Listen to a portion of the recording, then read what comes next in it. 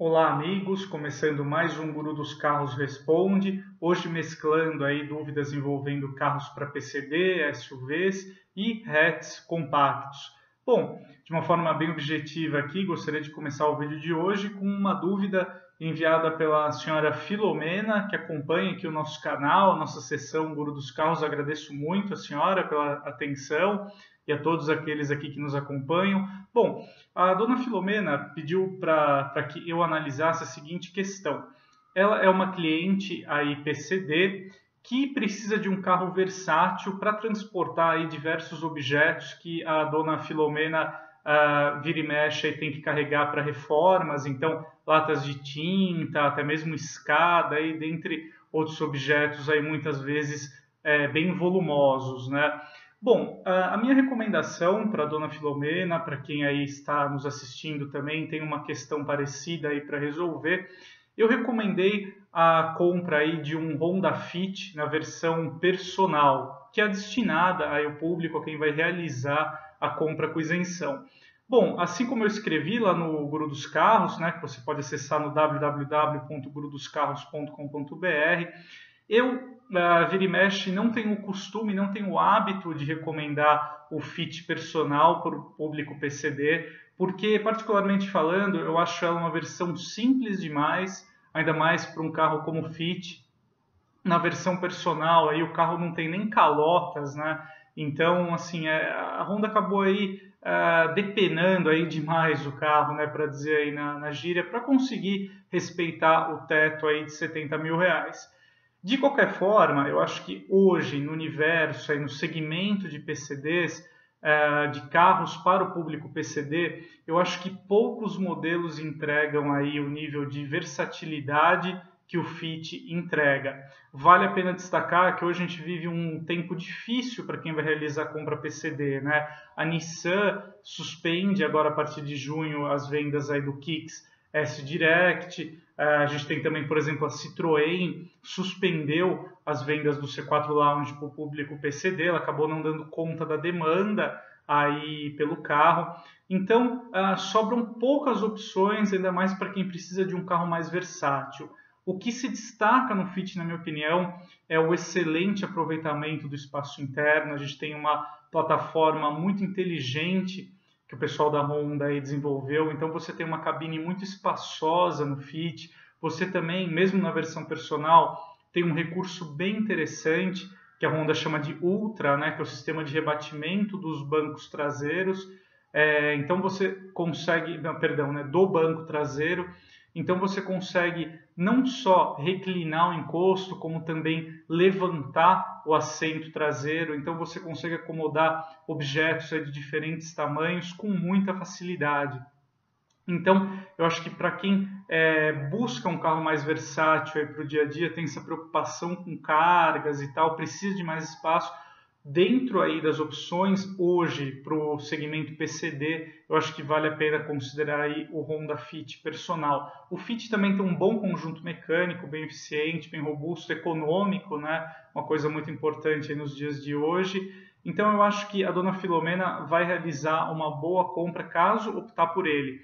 É certo que a Honda praticamente obriga aí, entre aspas, né, o consumidor do Fit personal a arcar com um pacote de acessórios que custa pouco mais de 5 mil reais, mas traz para o Fit personal o rádio com a câmera de ré, a roda de liga leve também, porque é inadmissível você ficar com um Fit com calotas, né? Esse é um carro que você vai ter praticamente muito pouca liquidez no mercado de usados, então praticamente quem opta pelo modelo é meio que forçado a adquirir esse pacote de acessórios direto na concessionária. De qualquer forma, apesar do valor ser um pouquinho elevado, eu acho que vale a pena sim você adquirir esse pacote de acessórios para ter um carro aí melhor equipado, mais fácil de revender aí na hora que você quiser trocar de carro. Bom, essa foi a minha recomendação aí para a dona Filomena, para quem tem uma dúvida parecida. Partindo para a segunda questão aqui do vídeo de hoje, já envolve SUVs de porte médio, foi enviada pelo Ricardo. Ele me pergunta o seguinte: ele tem um Volkswagen Golf Variant e quer migrar, quer conhecer aí partir para o mundo dos SUVs. Então ele me pergunta qual modelo ele deveria optar, considerando aí essa realidade dele, que é um carro tão equipado quanto a Golf Variant dele, e ele selecionou 3 modelos para que eu centrasse a minha análise, né? No caso, o Chevrolet Equinox na versão LT, o Jeep Compass com motorização diesel e o Peugeot 3008. Bom, a minha resposta para o Ricardo foi a seguinte: eu acho que, acima de tudo, além da gente começar a falar dos 3 carros em si, vale a pena destacar o carro que o Ricardo possui atualmente. No caso, é o Golf Variant. A gente sabe que o Golf Variant é um carro com um motor aí muito eficiente, muito econômico, que é o caso do 1.4 turbo, e é um carro aí com comportamento dinâmico primoroso. A gente pode classificar assim, né? O Golf, tanto o hatch quanto a Station Wagon são carros aí muito bem projetados, muito bons do ponto de vista do comportamento dinâmico. Então, é bom para que nessa transição aí que o Ricardo quer fazer para um SUV, ele tenha um carro equivalente, um carro que entregue, que essa transição para ele não seja tão chocante, vamos dizer assim, né? Nesse contexto, a gente está falando aqui de 3 SUVs excelentes que o Ricardo pesquisou, sem dúvida nenhuma. O segmento de SUVs médios, eu já fiz uma matéria sobre isso no Auto, eu vou deixar o link aqui na descrição do vídeo, abordando a qualidade, o altíssimo nível do segmento de SUVs médios hoje no Brasil. A gente conta com carros muito bons, muito modernos, sem dúvida nenhuma é o melhor segmento hoje no mercado brasileiro. Mas, para a questão do Ricardo, que está em dúvida entre o Equinox, Compass Diesel e o Peugeot 3008, eu já deixaria de lado o Jeep.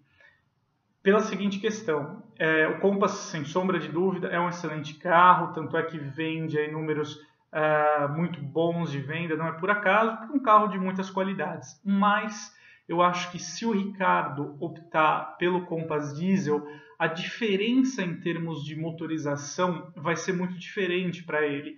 Um carro a diesel tem um comportamento completamente diferente de um motor a gasolina, ainda mais a gente falando da aplicação aí do Compass, que é um carro já com tração 4x4, um carro com uma altura elevada do solo, e a própria resposta, a concepção do motor privilegia, no caso do diesel, privilegia muito mais o torque, ao contrário de um motor a gasolina, mais moderno, com turbo, injeção direta, como é o caso do Golf Variant que o Ricardo possui.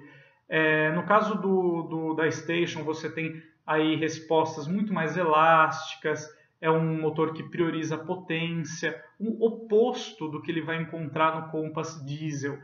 O motor a diesel favorece muito mais a força, né, o torque em baixas rotações, então você tem um estilo de direção que esse carro vai te proporcionar totalmente diferente.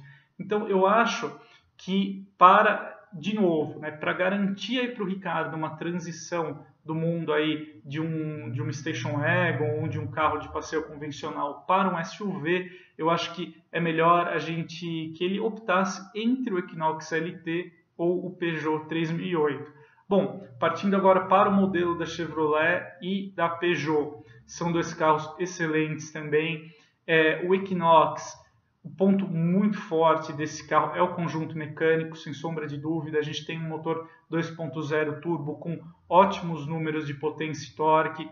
É um carro que tem uma aceleração de 0 a 100 aí na casa de 7 segundos, então é um carro muito rápido. O câmbio automático de 9 marchas do Equinox é um dos melhores aí do mercado, na minha opinião, um câmbio suave, muito bem calibrado para o motor. O Equinox é um carro muito interessante, na minha opinião, eu gosto bastante, mas se a gente colocar na questão do custo-benefício, a gente tem o Equinox LT aí custando um pouco menos de 140 mil reais, já o Peugeot 3008 partindo de 145 mil. Só que no 3008 você encontra aí alguns equipamentos que podem cativar mais nesse segmento. Você tem no 3008 de entrada o teto solar panorâmico, rodas de liga leve aro 19, no Equinox LT as rodas têm aro 18, e a gente também tem no 3008 faróis full LED, né? Enquanto no Equinox LT a gente tem iluminação por xenon. Mas eu recomendei para o Ricardo optar pelo Peugeot 3008 porque eu ainda acho que ele é um carro que, em termos de comportamento dinâmico, ele se assemelha mais a Golf Variant do que o Equinox. O Equinox, apesar do bom ajuste aí, do carro como um todo, do bom acerto dinâmico, ele é um carro que transparece uma sensação de você estar de fato em um SUV de porte médio, enquanto no 3008 você tem mais a sensação de ter um carro um pouco mais compacto. Então eu acho que ele já pertence aí ao mundo dos SUVs, mas tem um comportamento mais próximo aí ao de uma Golf Variant. Então eu acho que essa transição para o Ricardo migrar e experimentar a ideia de possuir um SUV, eu acho que o 3008 vai impactar menos para ele, e é um carro tão competente quanto os outros dois aí que a gente reuniu aqui na análise, no caso o Equinox LT e o Compass com motorização diesel. Então, essa foi a minha recomendação para o Ricardo, partir para o Peugeot 3008. Bom, por fim, eu abordo aqui a dúvida do Luiz, que foi muito interessante. Ele está em dúvida entre hatches compactos na casa de R$50 mil. Aí, usando as próprias palavras do Luiz, ele falou que está em dúvida se ele opta pela segurança do Toyota Etios, que conta aí com os controles de tração e estabilidade a partir da linha 2019, vai para o custo-benefício do Fox ou um motor aí do Ford Fiesta, né? Então o Luiz classificou os hatches compactos dessa forma. Bom, eu acho que eu já abordei em outros vídeos aqui da seção Guru dos Carros Responde, abordei também no nosso site o Fox, sem dúvida nenhuma. O Fox que está em vias, né, de sair de linha, então ele virou um carro aí completamente pensado para entregar o melhor em custo-benefício, e ele ficou muito competente aí na sua versão Connect sob esse ponto de vista. Ela custa aí na faixa de R$50 mil, conta com motor 1.6, traz um bom nível de equipamentos. O Fox, sem dúvida nenhuma, apesar do projeto já está há muito tempo nas ruas, já está um pouco cansado aí, mas ele é um carro excelente. Eu gosto muito do Fox, acho um bom carro, mas não dá para a gente virar as costas para o fato de que o Etios conta aí com os controles de tração e estabilidade.